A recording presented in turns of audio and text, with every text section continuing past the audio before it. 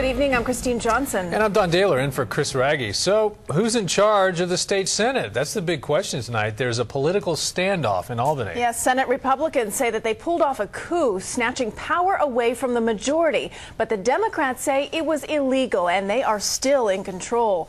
The whole thing has Governor David Paterson fighting mad. CBS 2 political reporter Marcia Kramer has the Senate shakeup.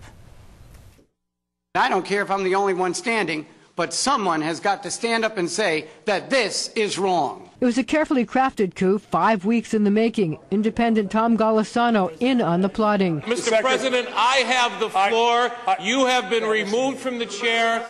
And when it was over, Republican Senator Dean Skelos of Rockville Center was back in power as Senate Majority Leader. Dumped was former Democratic leader Malcolm Smith. I want to thank Pedro and Hiram. I know the difficult votes you took today, but you did the right thing. And I want to thank Tom Golisano, who certainly has been a leader. The thank yous to Pedro Espada and Hiram Montserrat were because the two controversial Democrats crossed party lines and voted for Skelos to lead the Senate.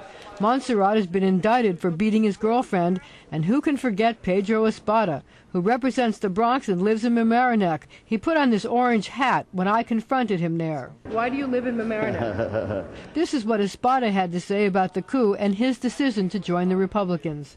At the end of the day, what you witnessed today may be characterized as a power grab, as a coup. Please understand, this is a new beginning for New York State. A new beginning of bipartisan government. Smith didn't see it that way. He said the coup was illegal and he was still the majority leader, although he only had about 24 Democrats with him, not the 32 he claims to have. Let's just be real clear. The Senate Democrats are still in the majority. Senator Malcolm Smith is still the majority leader. Right now we have a real standoff.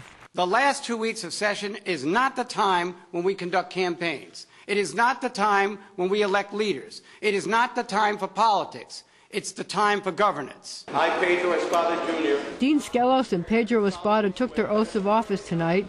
And get this, if anything happens to Governor Paterson, Espada, as President Pro Tem of the Senate, fills in.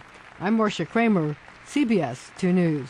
Now, the Democrats are expected to contest today's move in court. Smith says the power play is illegal because the session had already been gavelled out. With just 2 weeks left in the regular legislative session, the outcome of several key issues are uncertain. They include resolving whether to lower property taxes, the governor's proposal to legalize same-sex marriage, and a topic controversial here in the city, mayoral control of school boards.